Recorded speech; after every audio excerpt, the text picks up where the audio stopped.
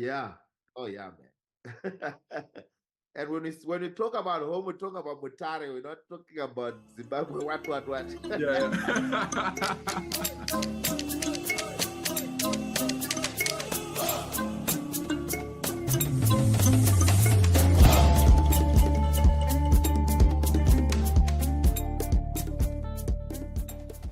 Hi there. So this conversation is with Baynham Goredema. Yeah, really enjoyed this one because we grew up in the same town and went to the same high school. He was a few years ahead of me, but it's just really inspirational to see someone who has walked along the same streets as you, hit a cricket ball in the same fields, and to see where they've ended up, what they've done. Baynham's journey has been, he started off as graphic designer. He's now a UX designer, but he's so much more than that. Artist, writer of this book that's like really worth a read to learn more about graphic design and art in Zimbabwe. Yeah, so I hope you enjoy this conversation as much as I did. Hey, Benno. Here we are, finally. Yeah, finally. Yeah, are we gonna start? So we do the bow tie challenge. We do it you get 3 chances. So we'll do it once at the beginning, once at the kind of towards the middle, and then later on towards the end. Something like that. So do you wanna, should we just start with it as an icebreaker? Yeah, we can do that, man. Okay.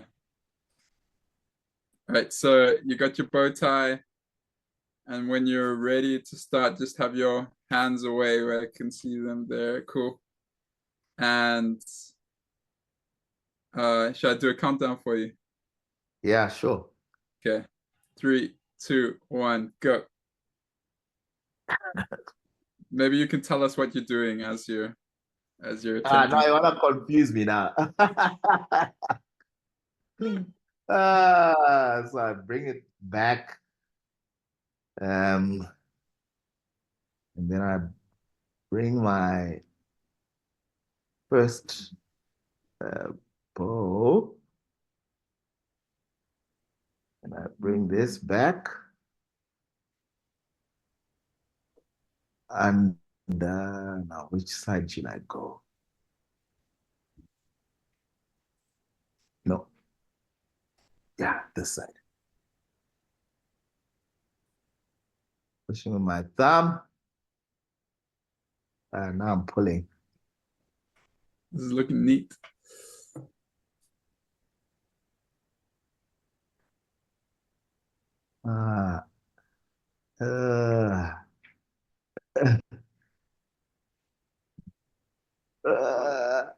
So can you see yourself on the screen? I can see myself, but it's that small. Oh no, double click on your face. Make yourself bigger. Late. It's too late. So you know where I'm still struggling with is that pulling to tighten it. Yeah. Let me just leave it like this for now. And then I'll improve on my second try. Okay. Wait, let's see. So you're gonna wear that out to a party. That's your when you're satisfied to wear it to a party, then you can stop. Depends what kind of party it is. If I'm going with my wife, then I'll have to do it a bit better than that. Yeah, that tightening is the problem for me. No, I'm stopping here. Okay. All right. It's unique. There's no right way to tie a bow tie. It's like can make it look anyway. All right, I'm not going to tell you your time. Oh, you know what? Tell me the time so that I improve on it. Okay, you want to know it. All right. So you got 220. 220. Yeah. Good. So then I can only get better. Yeah. Okay. But Cool. yours is looking nice, man. Yeah, this do you know Mandla artist in Joburg? I know Mandla. I haven't met him. Okay, so he made this. All right. So what we gave him like blanks, and then we did like a charity thing. All right. He did some prints on them because he does those like money prints. Yes. So I bought one because it was just cool. Yeah. All right, so 220 for your first one. You know, the trial run, that's the dry run. We're gonna have the Yeah, proper exactly. later. It's looking good now, though. It's looking really good now that you've touched it up a bit.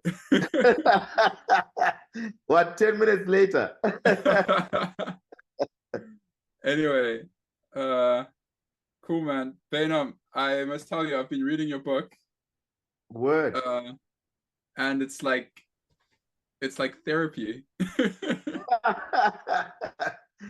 That's unexpected.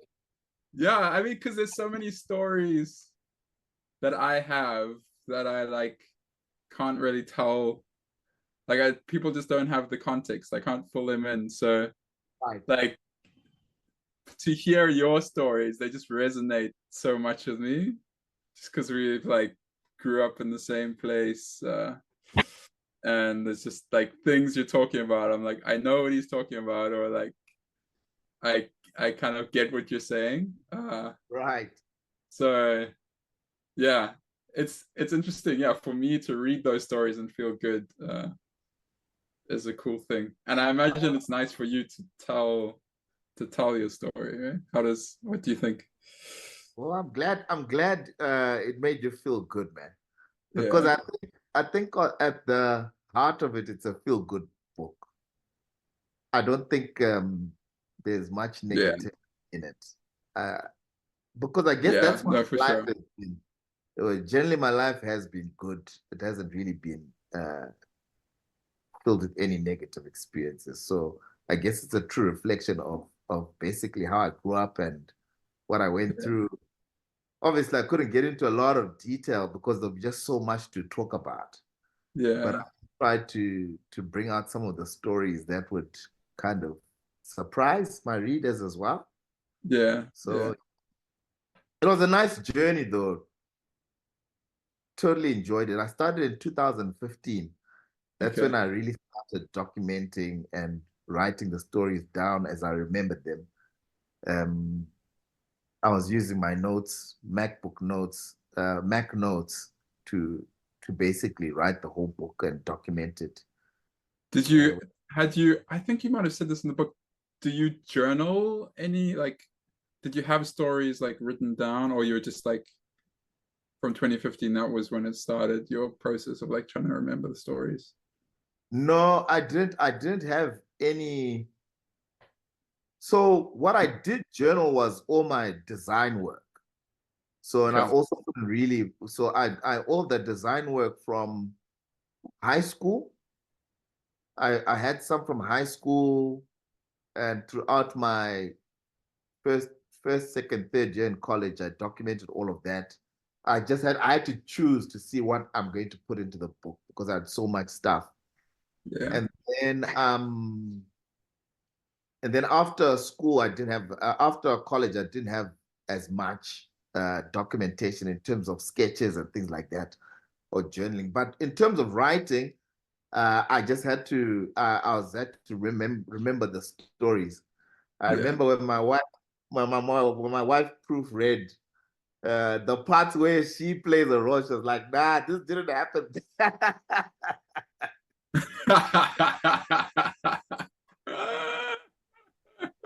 So remember that proof that I told you that I had.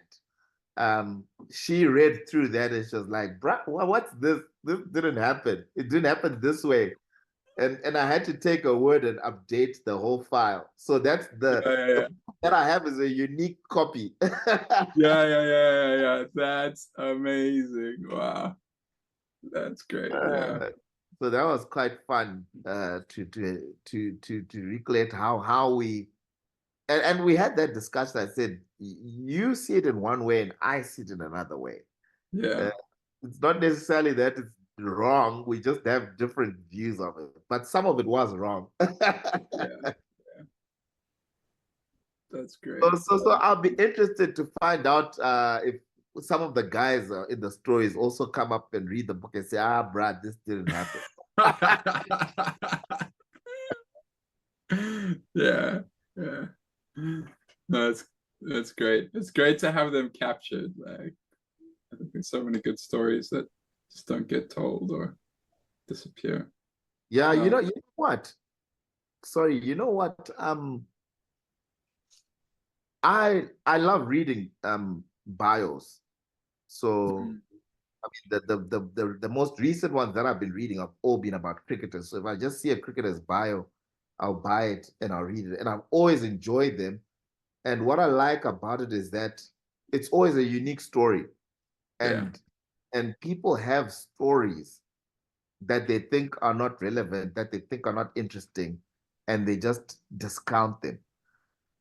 So I would love to read your book, Kim. If you wrote a book, I'd buy it Thanks. because I want to get that. I want to get a view of Kim that we don't generally see every day, and hear Yeah. his take on life, what he believes in, what drives him, what motivates him. I'm Yeah. interested in that kind of thing.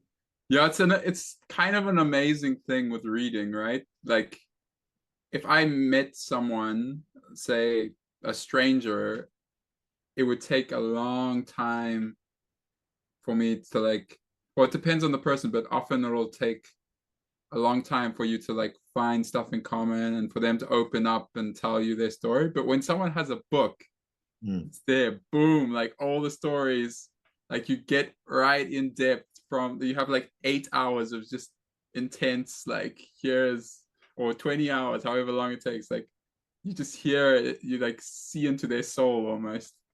And it's like very hard to get that with like in real life with people.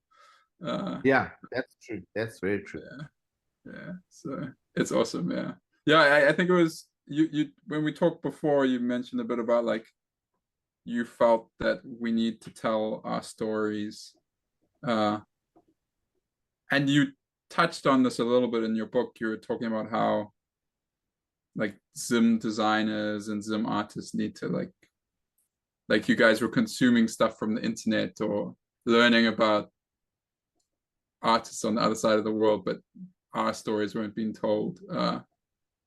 And you seem to like understand that at quite a young age. I feel like I'm only starting to realize that now in my 30s.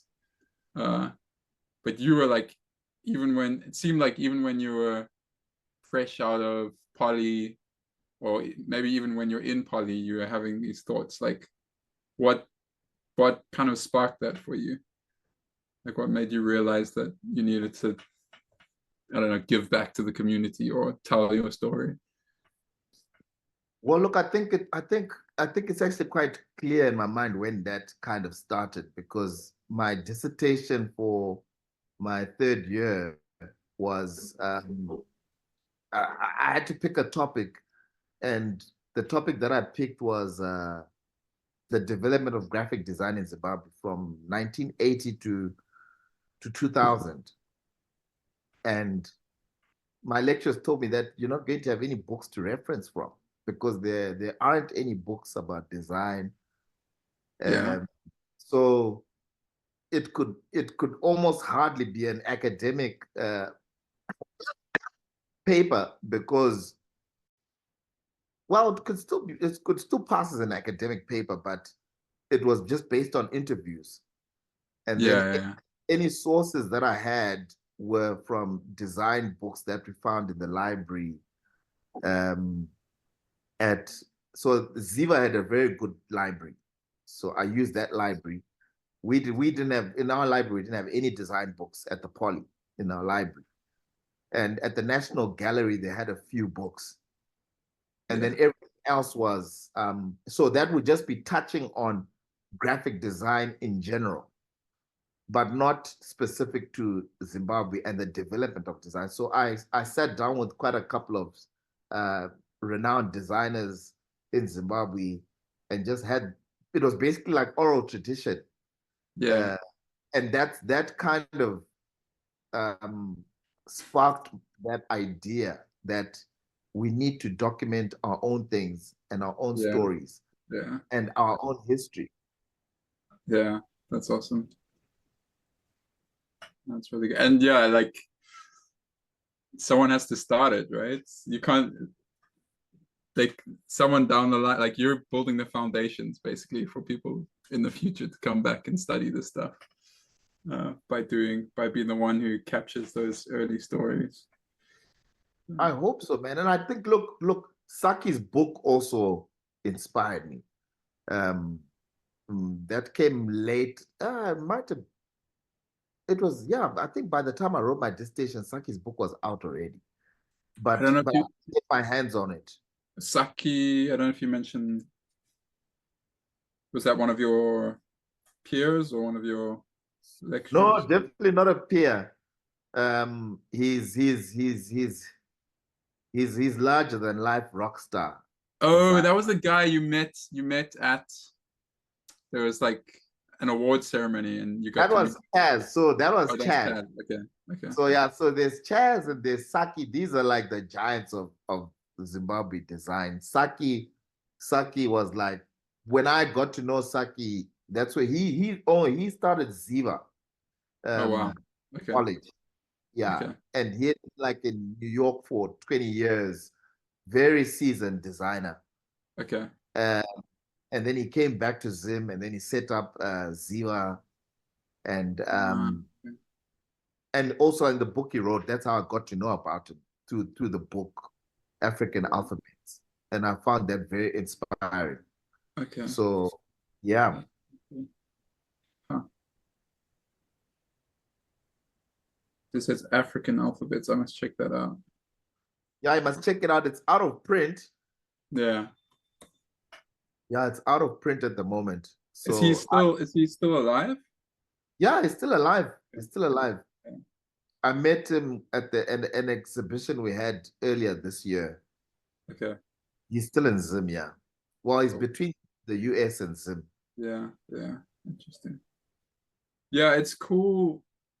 We do also have, I mean, we learn so much from outside, from what the rest of the world is doing, but we have like our own influences, like growing up in Zim.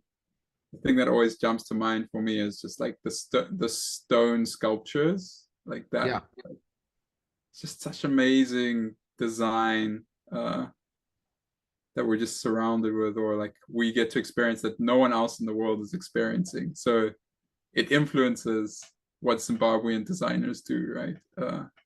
So we have something unique to offer, and just our own experiences, our own like context. So yeah, that's cool. you know what? When you touched on stone sculpture, it's only later that I realized that I didn't consume enough of it when I Yes, did yes, that. I yeah, almost took it for granted because it was everywhere. yeah, Uh, yeah, yeah.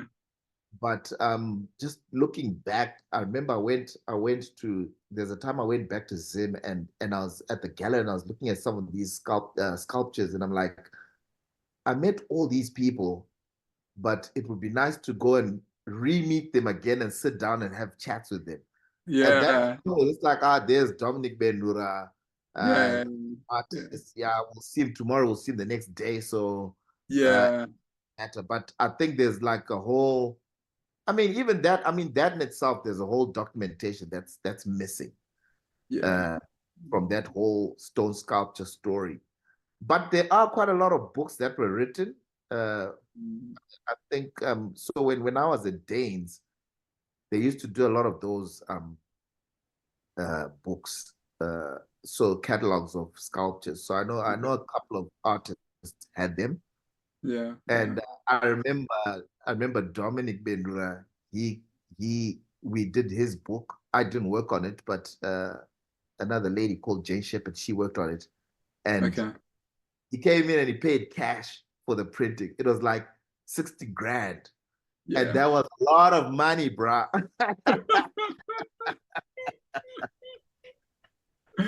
Yeah. Wow. Amazing. So that was quite interesting, yeah. That's cool. So I guess if we go a little bit further back, before your time in poly, what even before that, like what were some of your, I think in the book you mentioned like art and school, were there moments or events that kind of sparked in your head, oh, I can do this? Because it is like quite a rare thing in Zimbabwe. Like going to school in Zim, it's like you're gonna be a doctor, an engineer, or a teacher. Uh, those are often like the main like career paths. Yeah, so for me, I was fortunate enough because my grade three teacher was an art. She was an artist. Okay. Miss Mace, yeah, she was an artist. And so art was part of our curriculum for from grade three.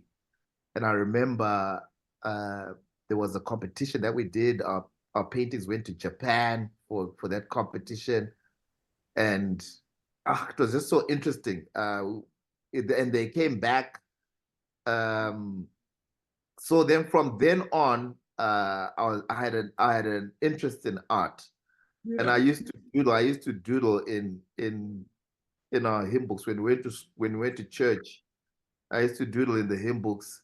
For some reason, I didn't doodle in the Bible, but if I got my hands on one, I know I would have doodled in it as well. But at first, my mom wasn't happy about it, and then she realized that it kept me from being naughty in church. So she allowed me to doodle in the hymn book. But that's how it basically started. And throughout primary school, yeah, we used to have the Allied Arts competition that we used to exhibit our work at the showgrounds at the Yeah, the agricultural agri show. show. Yeah. Yeah. So that still happens. I know the lady that like runs that. Is it still happening? Yeah, the art competition Wow. still. I mean, I think with COVID there was some issues, but I think as far as I know, it still happens. Yeah, which is amazing, right? It's cool that Yeah. That is there's still amazing, man. That's something, amazing. because it does, like, that's another thing you kind of take for granted, but sometimes something just like an art competition can change the course of a kid's life, right? Like that Right. art competition where they sent your stuff to Japan. Like if that hadn't happened, maybe we wouldn't be having this conversation today. Who knows? Tell me about it, man. Because I still have the image so vivid in my mind of that painting. Yeah, Uh, Maybe I should actually recreate it at one time. yeah, I'll probably recreate it as a print though, not yeah, a. yeah. No, that's really cool. Yeah. So throughout high school, um, yeah. So throughout high school, I just kind of coasted through, and I was still doing the allied. I always look forward to the allied arts because I'll always get first prize. So which means that we always had our names read out in assembly and collected our certificates. So that was always a cool thing as well yeah, to keep us going. And then in Form 4, that's when my art teacher said to me, Baynham, you should do commercial design. okay, At that time, I didn't know what commercial design was. yeah, right. Uh, and and I think at that time it was his nice way of saying, Baynham, you're not a fine artist.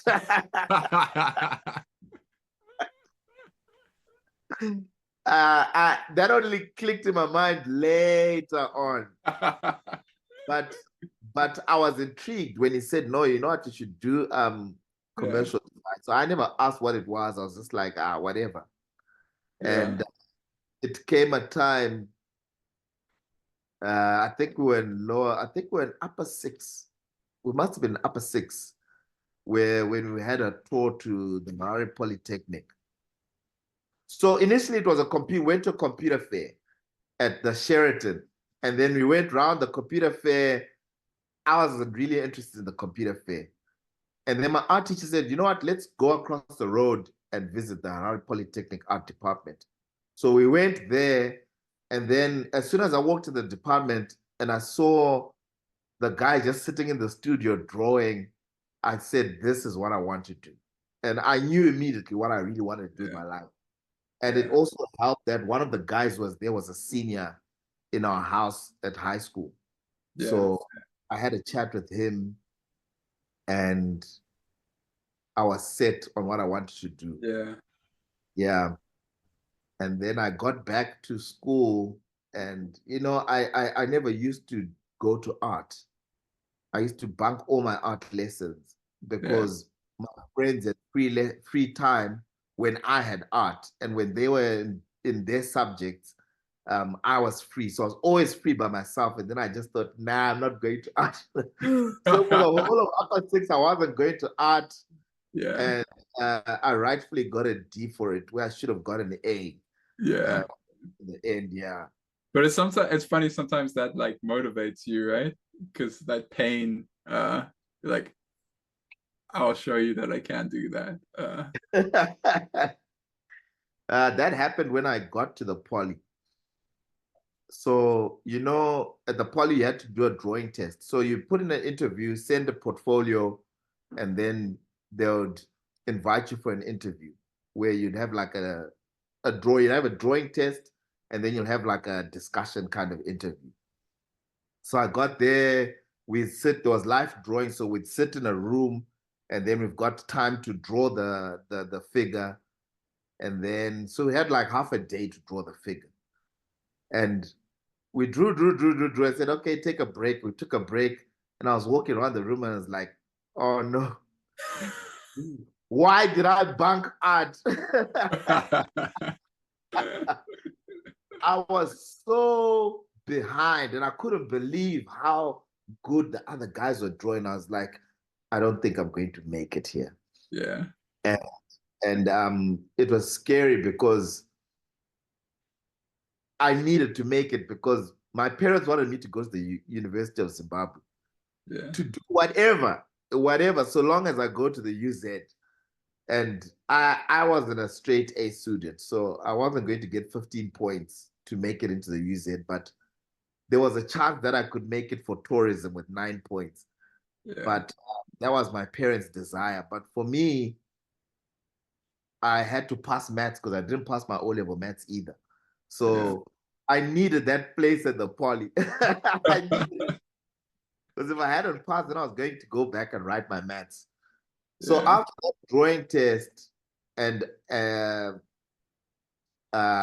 it was an eye opener, and I realized just how much time I'd wasted, Mhm. and I was kind of disappointed in myself that one, I could have easily gotten an A, and then two, I'm so far behind, and this is Yeah. going to cost me a place.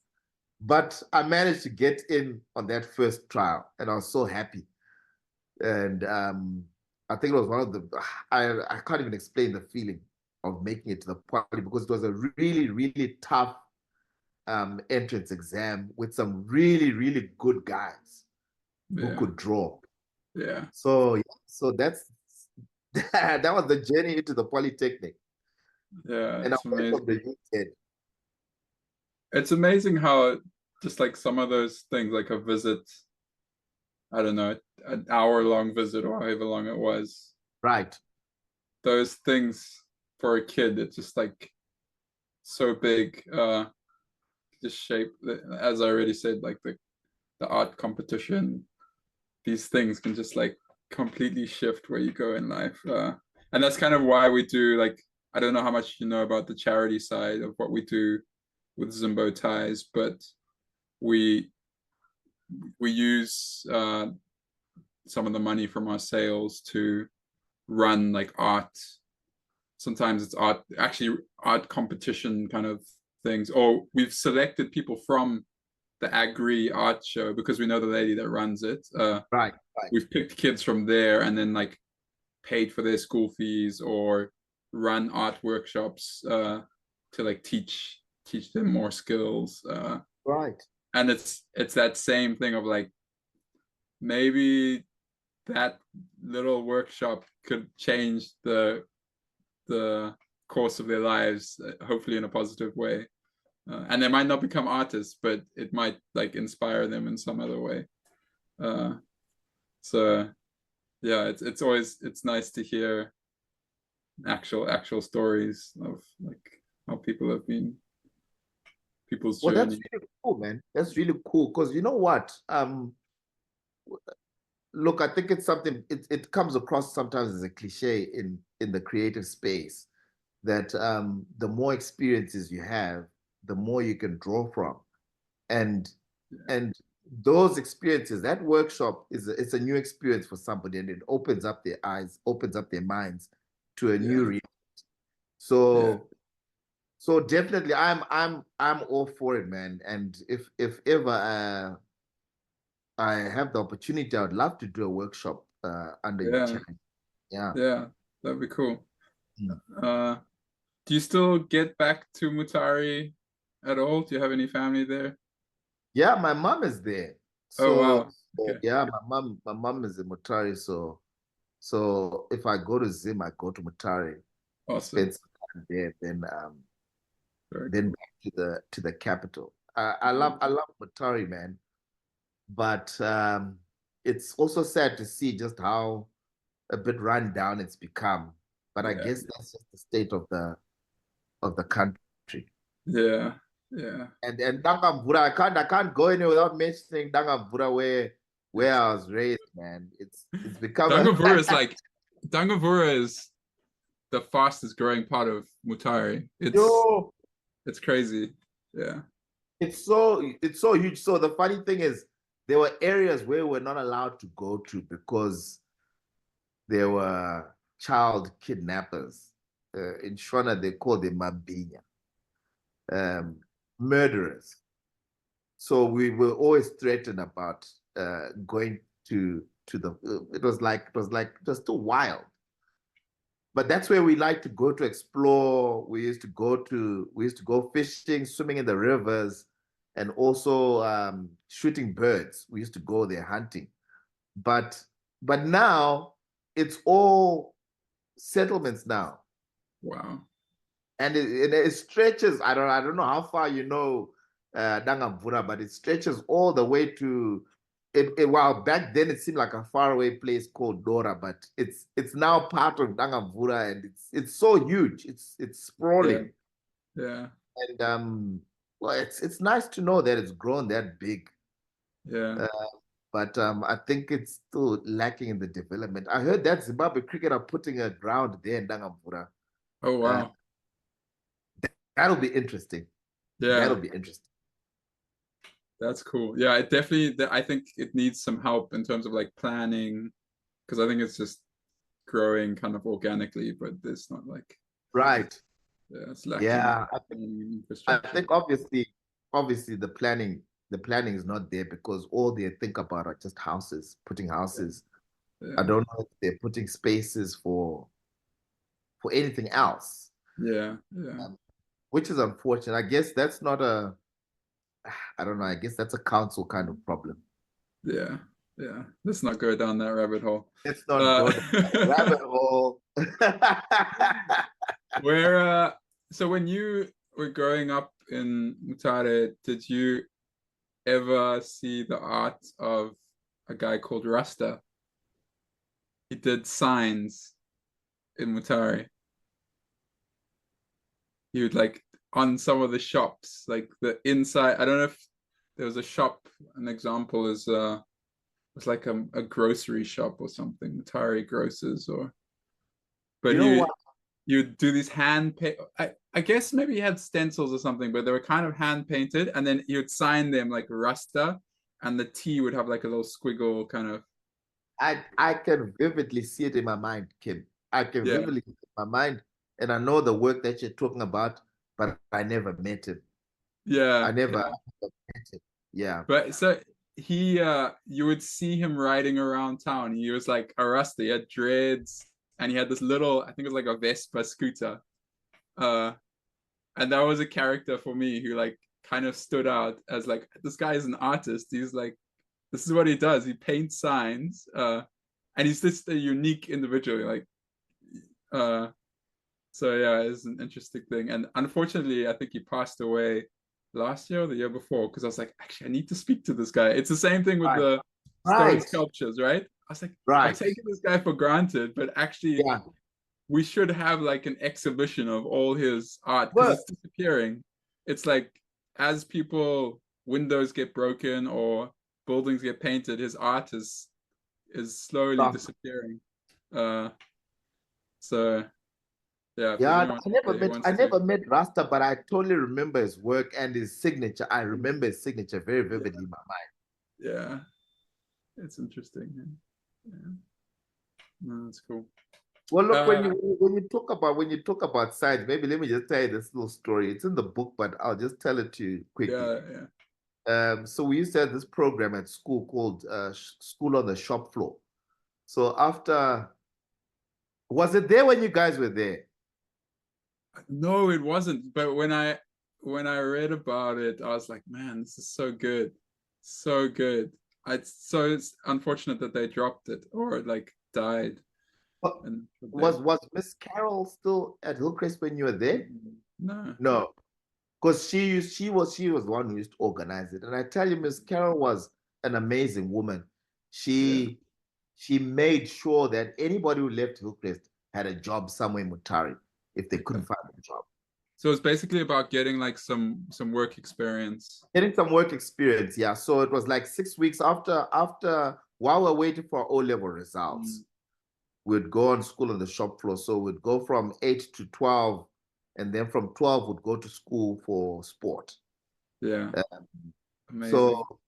So I said, I want to do art. So she found me a place at Mutare Signs. Yeah. Mutare Signs, they used to do all the billboards. They basically are under lockdown for all of that. The bus signage. Yeah. And was it run by the Rugs? Yes. Yeah. So yeah, Diana Rugg is like one of the daughters, I think, was in my class. Right. Yeah. Right. Yeah. So it was run by the Rugs.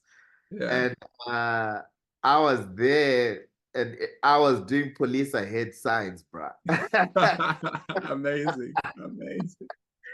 Hand painted, no stencil. Yeah. There was no stencil. I had to do it, and they said this is so. For the 6 weeks, that's all I did. Police ahead.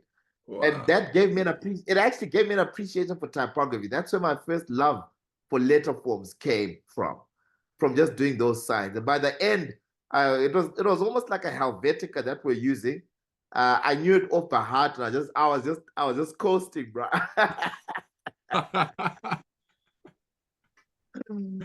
I wonder if there are any police ahead signs out there that are still from ones that you painted, because some of them last forever. Yeah, I would be surprised. I wouldn't be surprised if, well, maybe the original sign was there, but it's been painted over a couple of times. Yeah. I'm sure by now they'll probably be using stencils, hopefully. Yeah. Oh my gosh, that's great. But yeah, a great program. Yeah, it was a great program. That's very cool. All right, do you want to have another go at tying your bow tie? Let me see first.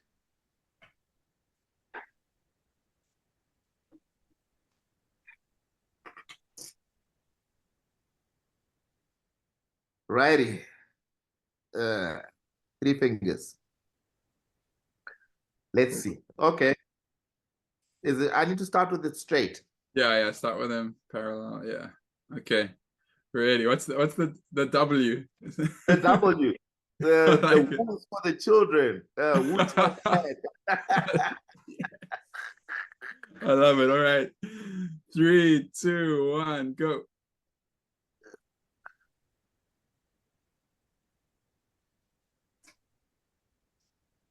Right. And over. Clip my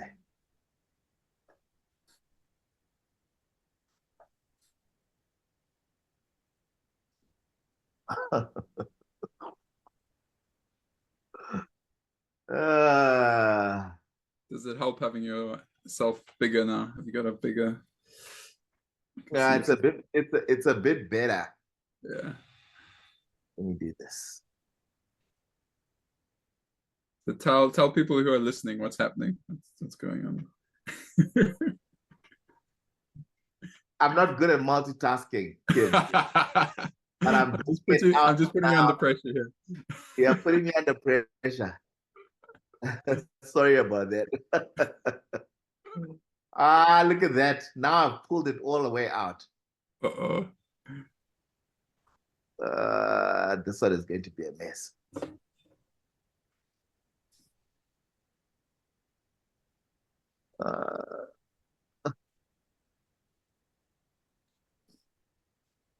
Mm.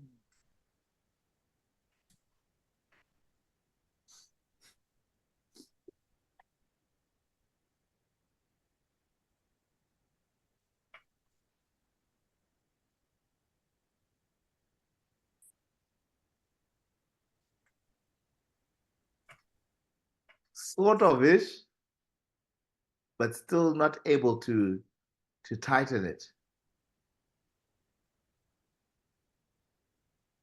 Can't tighten. It's coming through.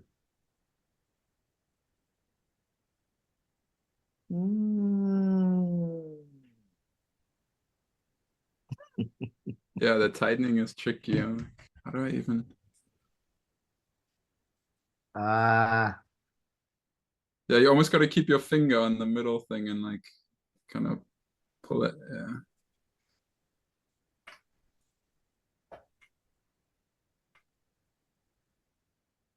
third time will have to be a charm, Kim. No, Yeah. I have to go to the party like this, Kim, for this because it's coming out. Okay. All right. The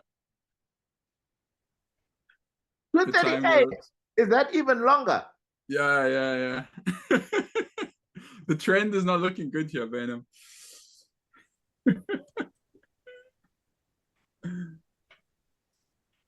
Uh,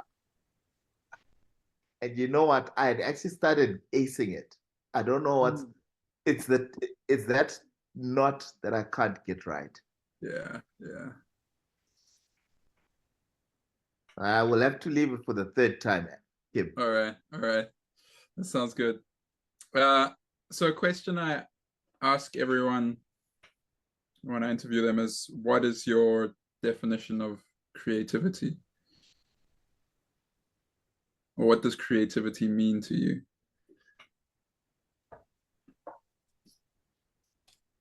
Uh, so for me, over the years, uh, I've been fascinated about the creative process. But from what I see nowadays, today, I don't see creativity anymore as in original, coming up with original ideas. Okay. Really, that I see something and I'm like, this is really creative, as something that's original and just unexpected out of nowhere.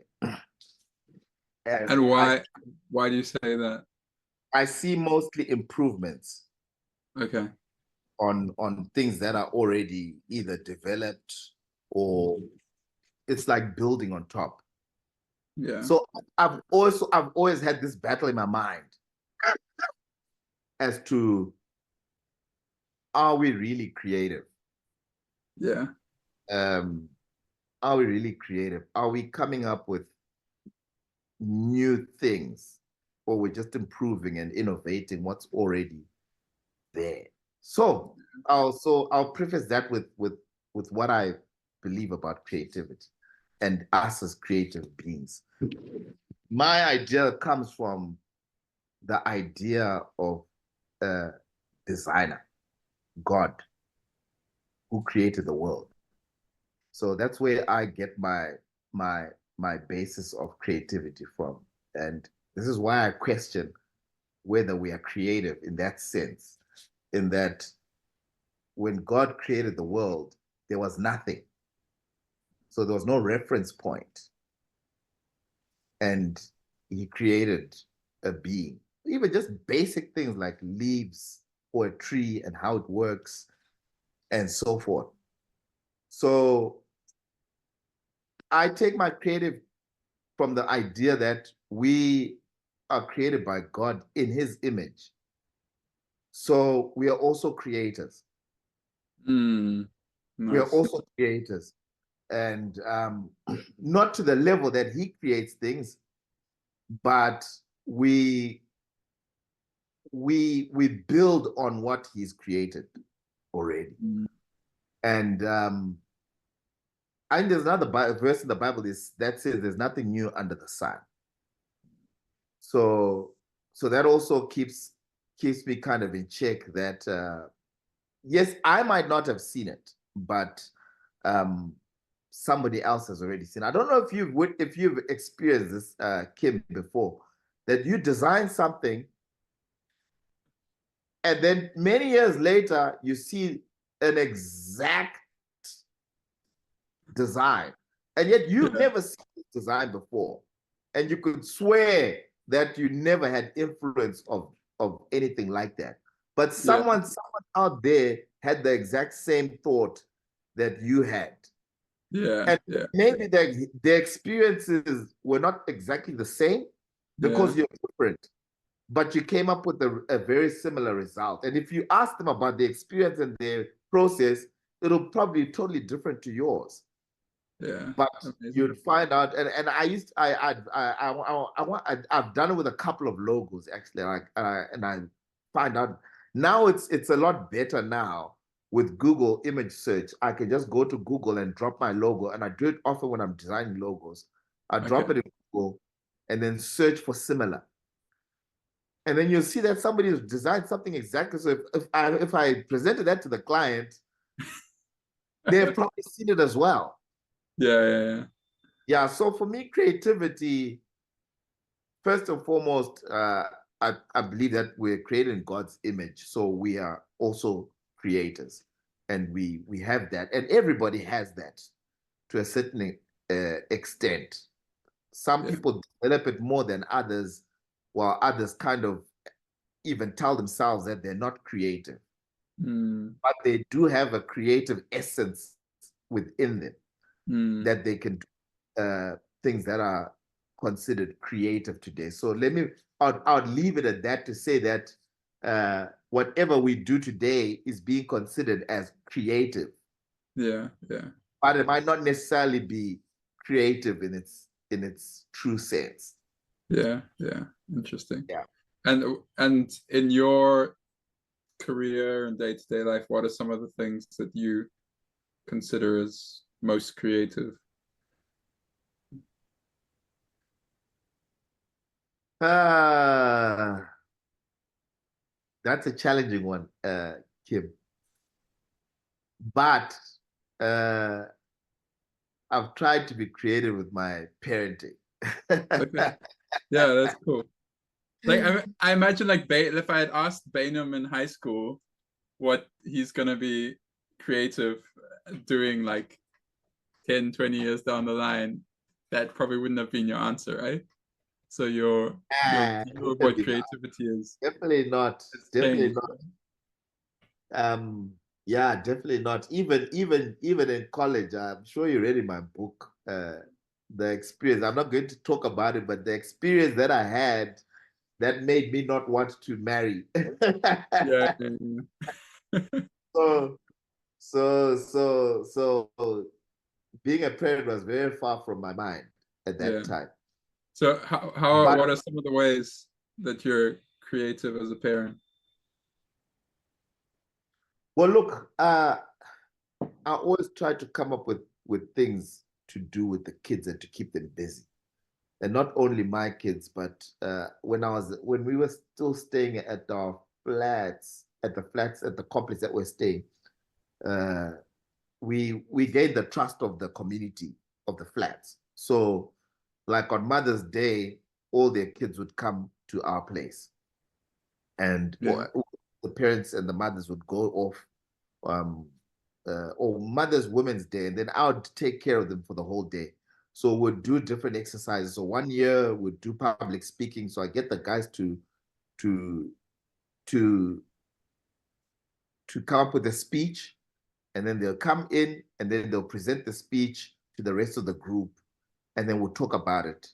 And then in another year, we did a collage. So I told them all to bring magazines, and we do collages, and then each one would have to stand up and speak about their work.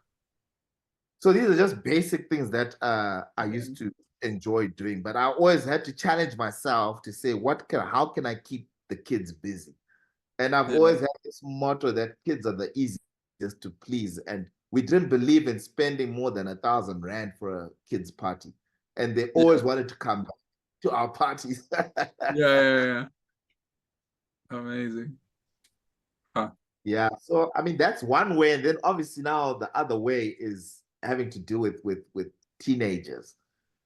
Um that's been a real eye opener and a brain cracker because you have to come up with ways of and the funny thing is yes, I want to come up with creative ways, but I now realize why our parents were the way they were with us. Yeah. uh, I've learned a lot about that, and I realized and start to appreciate that, and I think that's a content for another book. Yeah. But yeah, you'd think that you're being creative, and then you realize that it might not be the best idea. Yeah. I just want to go back to the old paths and Yeah. just be a horrible dad. With the old programming. Yeah. Yeah. Yeah. Installing updates is sometimes difficult, right? Yeah, you just have to you have to go back to the old operating system Yeah.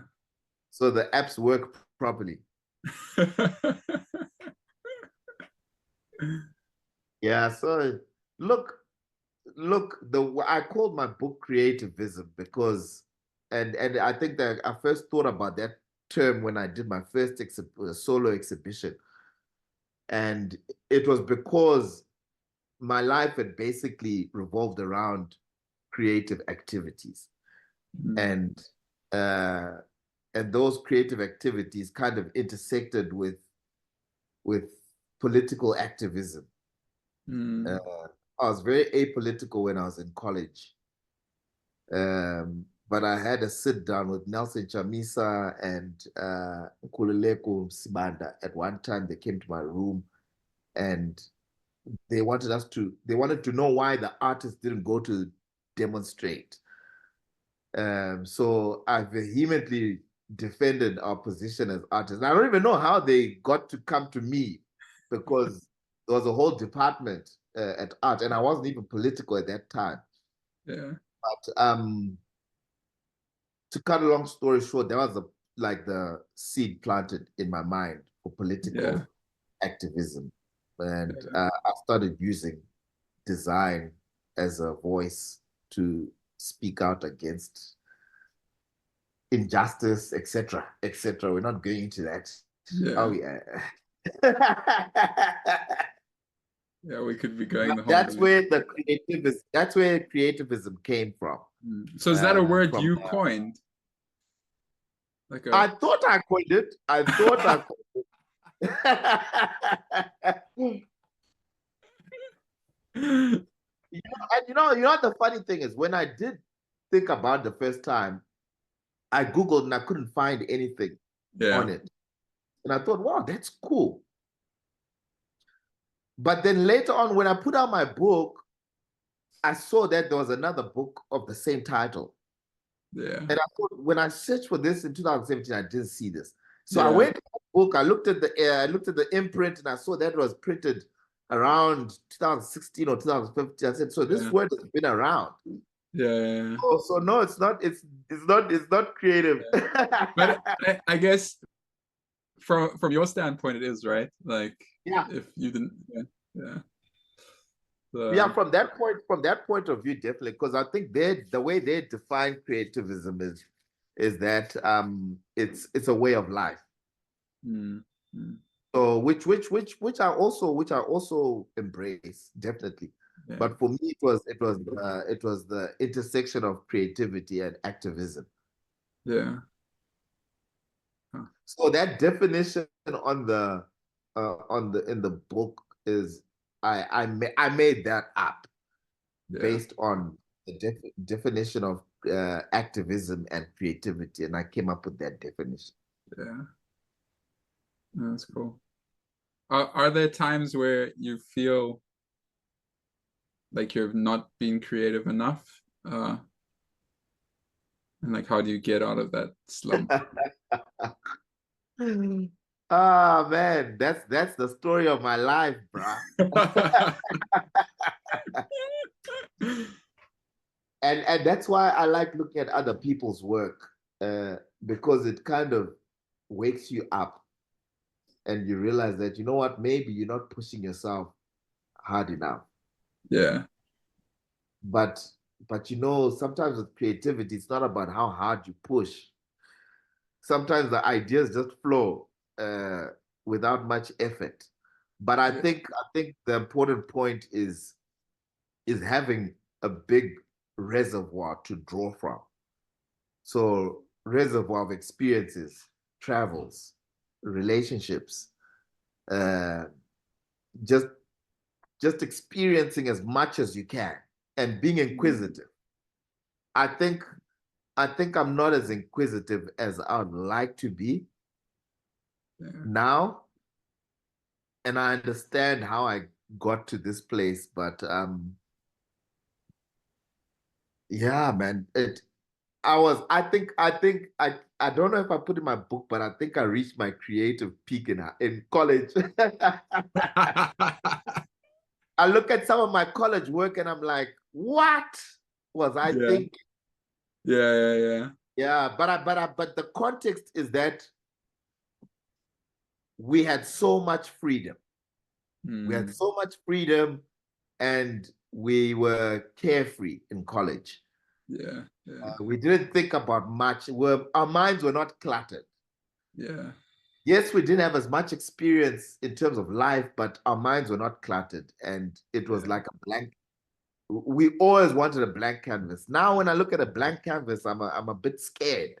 yeah, yeah, yeah. I remember I bought some canvases. I decided to start painting. I bought some canvases, bought my paints, bought my brushes, and I just could not get myself to put that first mark on the canvas. Yeah, Until yeah. I gave all of that stuff away when I realized that I'm not going to paint. It's not happening. Yeah, Yeah, so I'd love to get to that point I was when I was in college. Uh, yeah. it's sad to think that but I think creatively, I honestly think that that was the time that Mm, I was my creative best. yeah, And then over the years, it's kind of just been kind of refining, um, yeah, refining a process, I guess. And I guess when the commercial aspect comes in, when the commercial aspect comes in, time is money.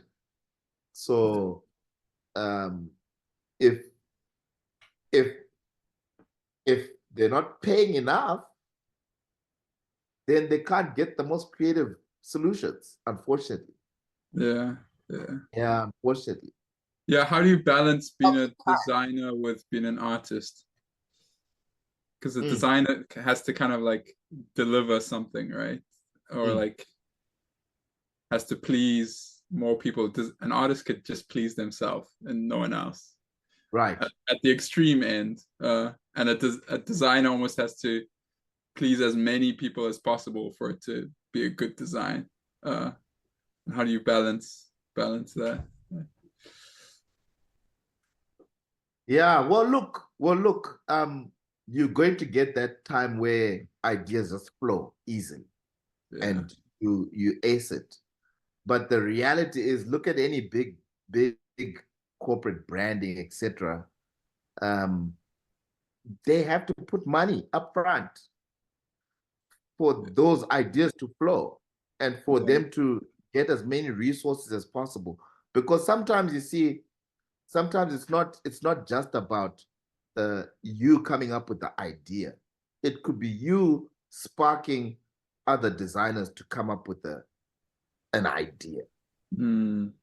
So sometimes we think that I must always come up with the idea, but my role might not necessarily be to come up with the idea, but because of my experience, I can channel others to come up with a good idea. And at the end of the day, you get a good idea. This is why I'm saying that sometimes if you've got 500 Rand for a logo, you have to expect to get a 500 Rand logo. Yeah. You can't expect more. And I've noticed that with many others is that sometimes we get engrossed in the creative process, and if you're being paid 500 Rand, then you need to spend 1 hour on that job and that's it. Yeah. But we would spend 4 5 hours 3 days with 10 options. It's not viable. There's no other business that does that, Yeah. that over delivers. That's over delivering Yeah. and still expect us to make a decent living. Yeah. So I think that's one of the biggest lessons I've learned over time, and I've come to now understand why some solutions look the way they look. Yeah. Oh man. And I think for me, that's the horrible part of the creative process. I hate costing. Uh, I hate coding. I hate following up on payments. That's not the nice part of the job, but it's a necessary part of the job. Yeah. Yeah. So that also affects the creative process. Yeah. No, it's interesting.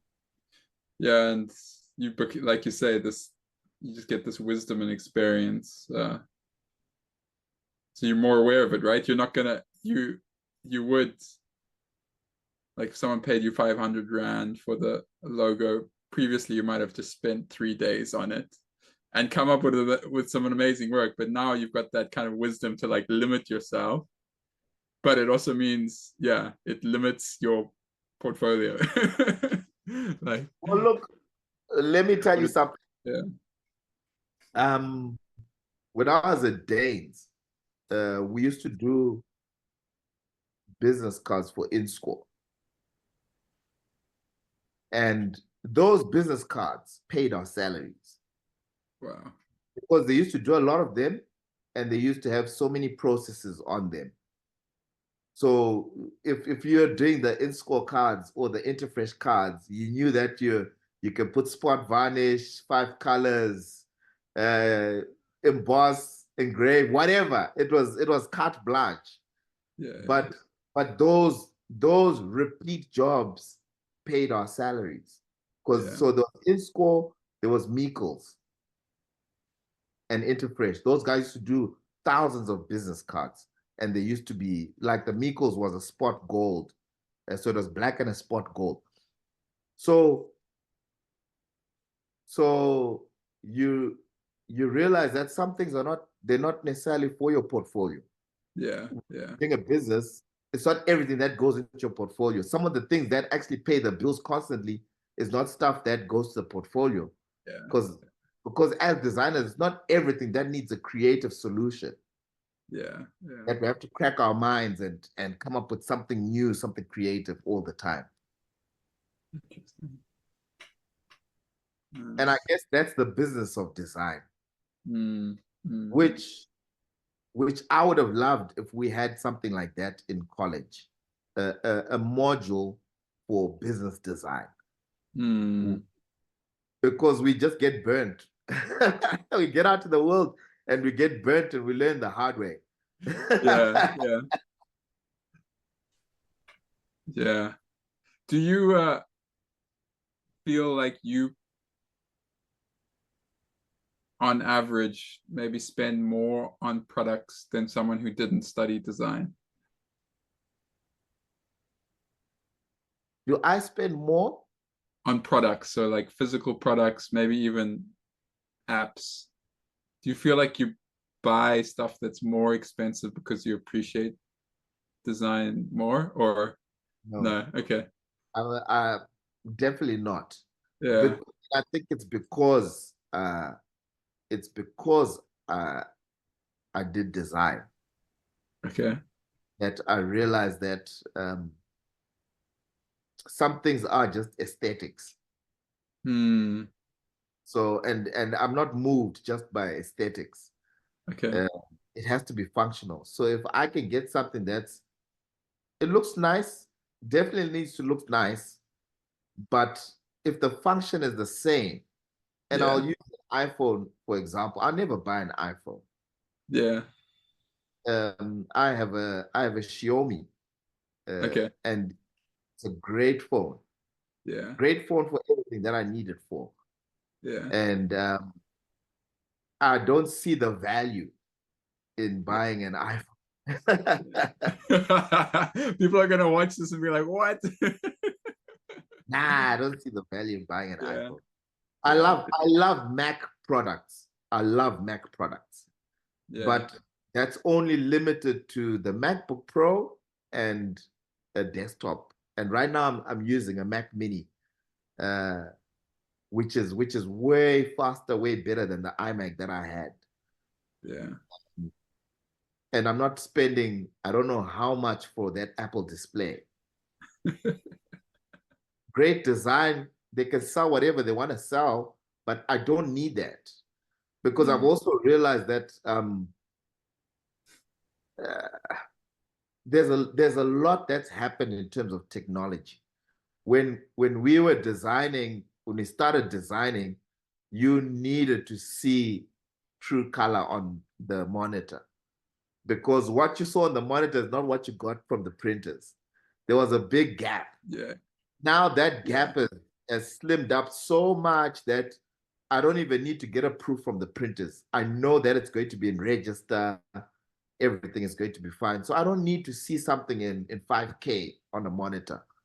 Mm. Um, 4K is fine. Yeah. Or 8K, I don't need to see it on a monitor. So no, I'm not going to buy a product Yeah. uh, just because it's well designed. Yeah. You know what? That idea came from when we used to do business cards at Danes. So I'll go back to Danes. So Danes was like, it was like my, you know, one, it was my dream job. Yeah. And two, it was such a great place to learn. Yeah. Such a great place to learn. And I give so much credit to my wife said I'm speaking too loudly. It was such a great place to learn because there's so many experienced designers, and it was run by a designer. Mike Danes was a designer. He also Yeah. went to the poly in the 80s. And it was such a great experience. Mm. But what we used to do is when we we're doing business cards, we'd artwork business cards on a sheet. So if there were 7 names, then that paper would be cut and there'll be an extra name that's cut on that eighth name. So we were always allowed to put whatever artwork we wanted to put on that little space, and then we'd get the cards back.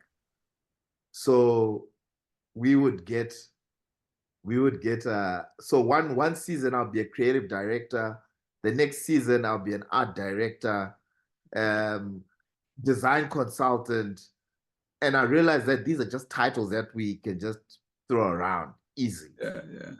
but it also gave me the idea because I think that's when I also started thinking, look, as designer. I think it was Tom Peters who said that design is just a perception. Everything is a perception. Okay. So unfortunately, as designers, a lot of what we do is just perception. We are almost creating uh what can I call it? We are Ghumra. creating perceptions. I Yeah. mean, branding, it's a perception. We have a Yeah. perception of Nike. It's a perception. So we're just basically modeling perceptions on how people perceive a brand, how Mm. people perceive a company.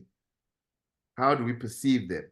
And we are responsible for that molding of that perception. So so I don't buy into designer where because I know that it's a perception they're selling us. It's the same cotton that they have.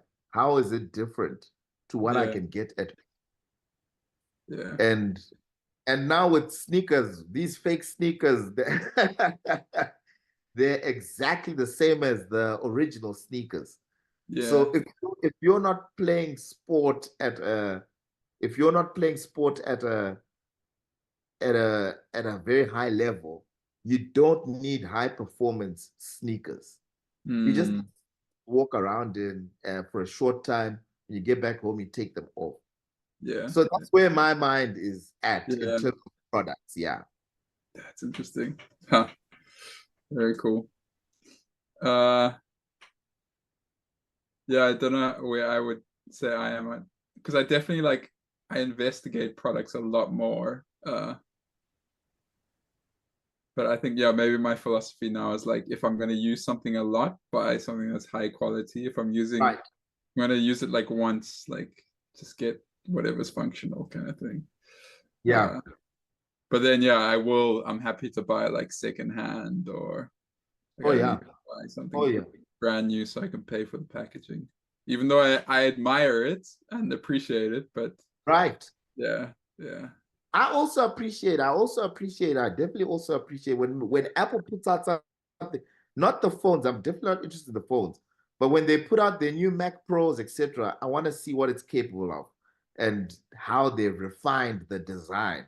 yeah, Even the operating system, I still think that they kind of tapered away just after OS 10. I don't know if you ever used OS 9 and below. yeah. I'm not familiar with it.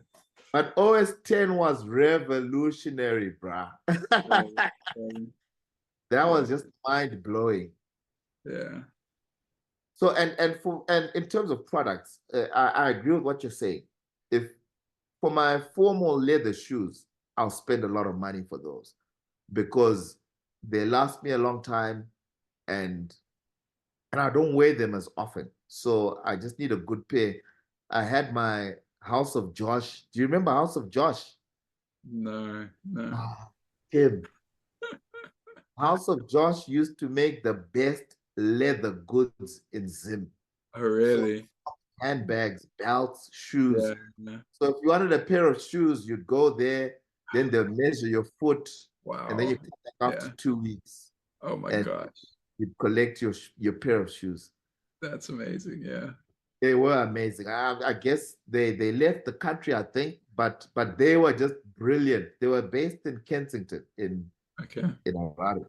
Yeah. So Huh. yeah, definitely products like that I'll spend on. But Yeah. some products I just refuse to spend on, yeah. Yeah. Yeah. That's really interesting. Huh. All right. Changing changing things up a bit. Just going back to your book, something I wanted to say is I really appreciate how I guess it's yeah, just how unique it is and that you've kind of just the layout is great. It just reflects that you're a designer, right? How you've got your little stories, like some doodles, some images, some logos, little little you like highlight little things and put little info things. It's great. It's a really enjoyable. book to read. So I just wanted to give a shout out for the design side of it. It's very cool. No, thanks for that, man. I enjoyed that process. Yeah. Do you think you'll write another one? Yes. Okay. I'll write another book, but maybe not so much, maybe not on design. Yeah. I think I've told that story. Yeah. It'll definitely be. I'm actually writing another book. I've got 2 books that I'm working on, Okay. but they're Maybe just still in the. don't tell us, because then you. I'm not going to. I'm not going. I'll tell you. I'll tell you later. Yeah. Sometimes when you tell people what you're working on, you feel like you're done already, right? People will say, "Oh, that's great," and then you get that reward of being done, even though you're not done. I understand what you're saying. I don't know, man. I don't know. I always feel because it worked for me with my book. I told a couple of guys, and they also kept me. Did they They hold kept you me accountable? accountable. Yeah. Okay. I can see from How far are you?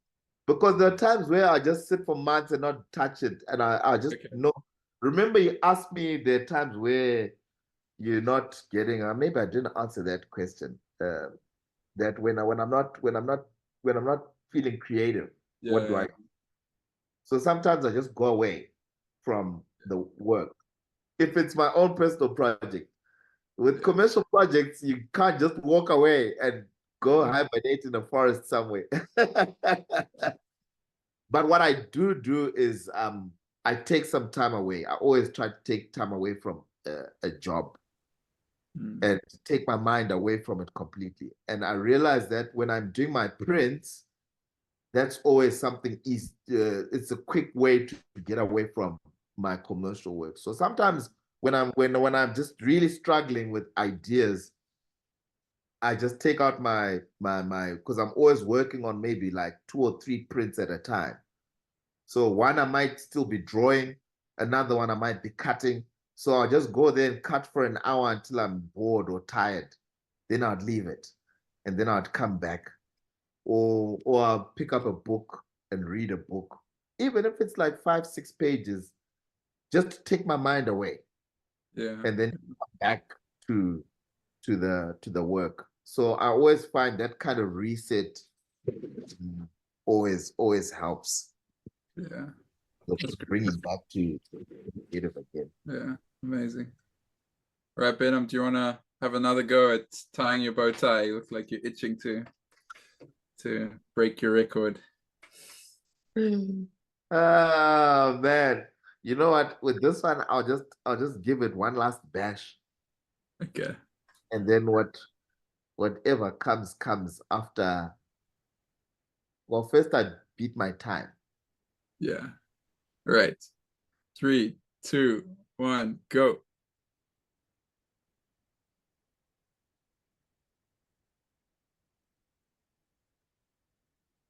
Two minutes is a short, it doesn't seem like a long time, but yo. Yeah. Uh,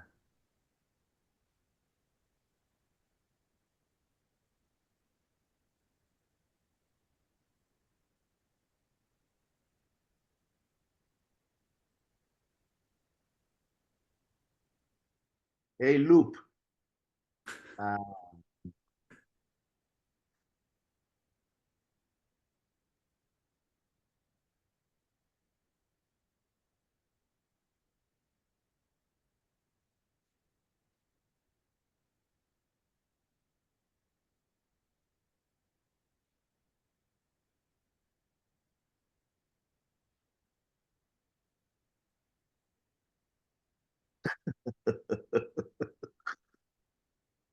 'm stopping. Yes.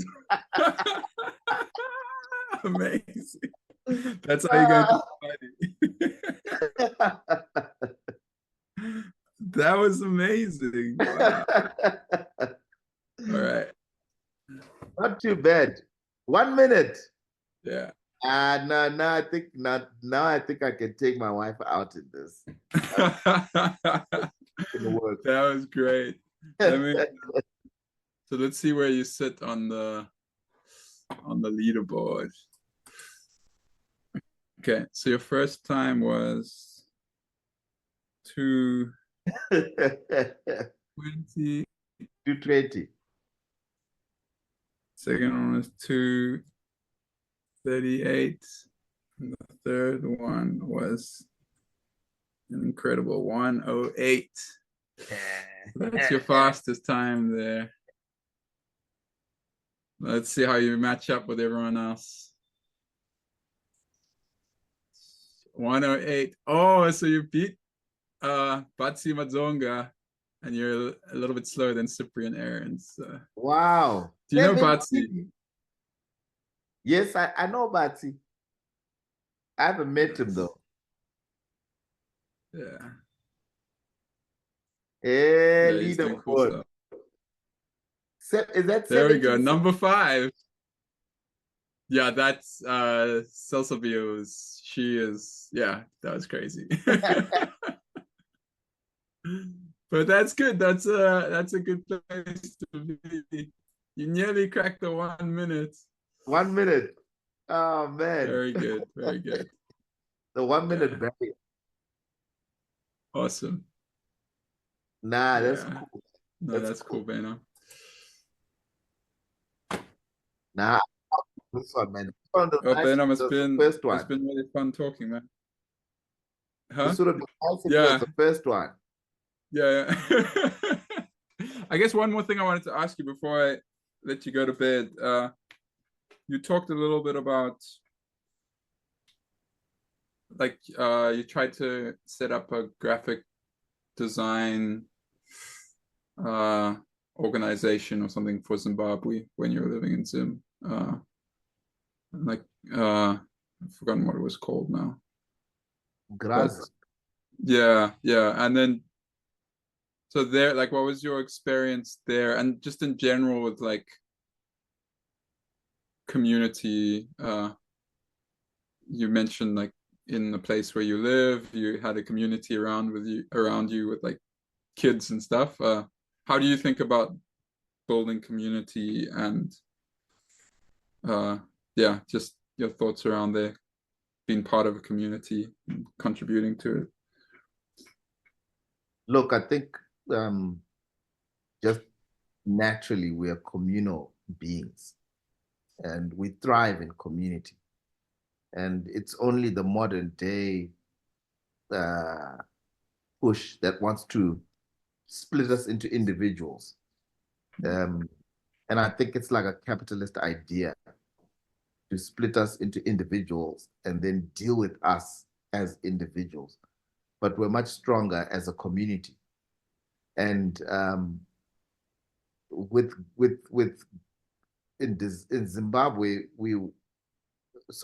I didn't start the organization. The organization was there, and it was thriving.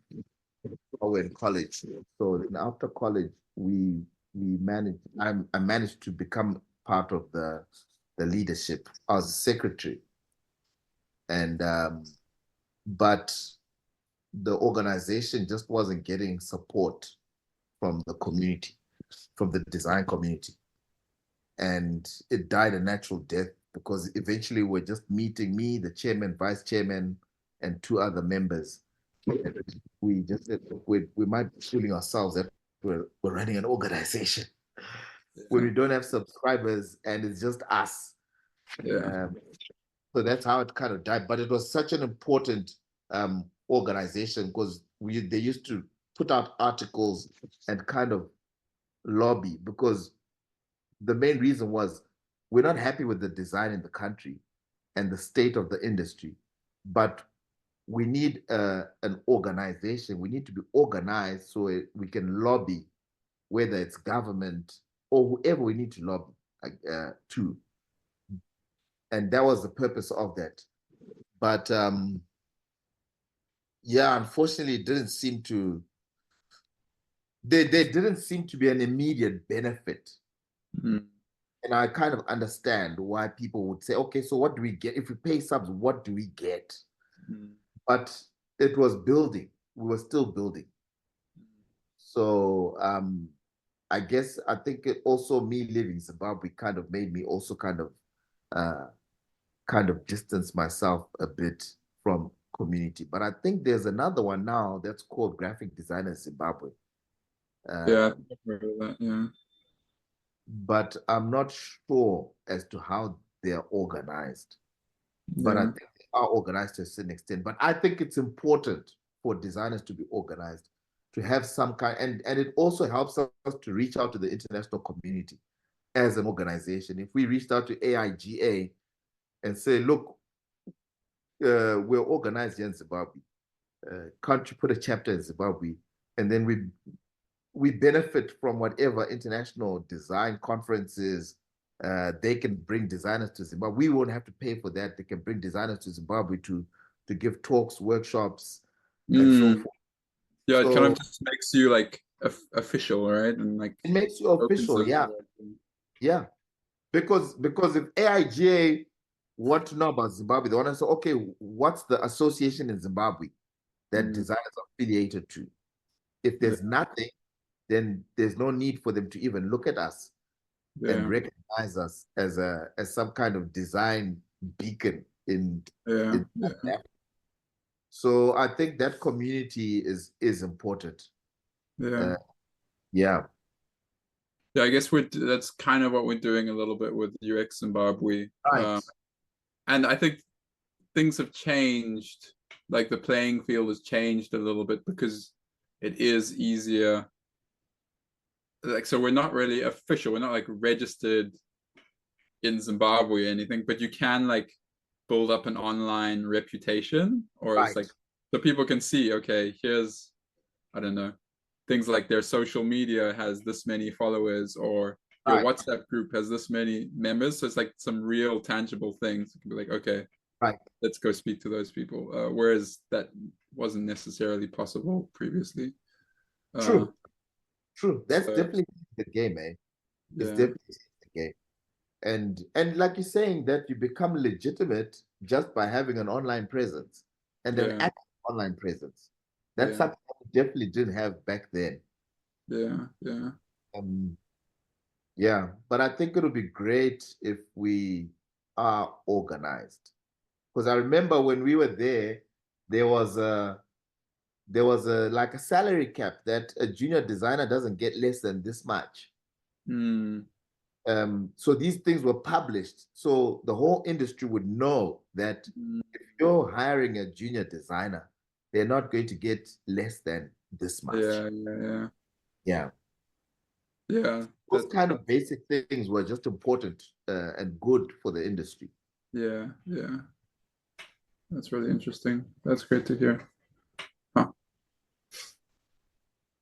Alrighty, Baynham, it's been great. Any last words you want to share? Anything else you wanted to talk about? Ah, man, look, I could talk the whole night. Yeah. But I'm really thankful for this, man. I enjoyed it. Yeah, man. I hope we sit down for a coffee. Yeah, I think I really wanted to say I really wanted to say, Kim, I really appreciate you taking your time to come through and see me. Uh, I, I don't know if you remember how this played out, Kim. Let me play it out to you again. For the sake of your viewers.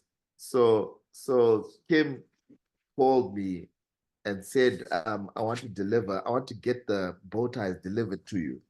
So give me your address. So I gave him the address and I told him what days I'll be in the office.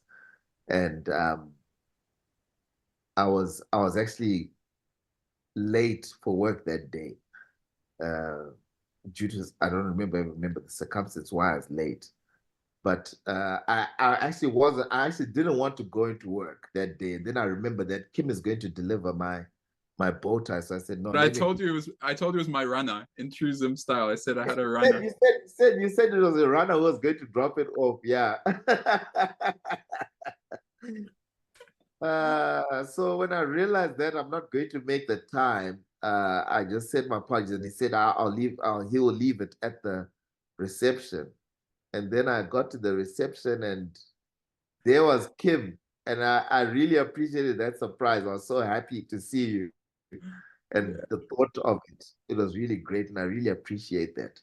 Thank you so much. that's cool. I'm glad I Yeah, could. It's good. It's good to see people from home. yeah. Oh yeah, man. And when we talk about home, we talk about Mutare. We're not talking about Zimbabwe. What? Yeah. Exactly. Yeah. Yeah. No, excellent, man. Great, Baynham. We will talk again, I'm sure. But All right, cool. Thanks a lot, man. Say my regards to the family. yeah, to your family too. All right, cool. Thanks. Peace. That's it.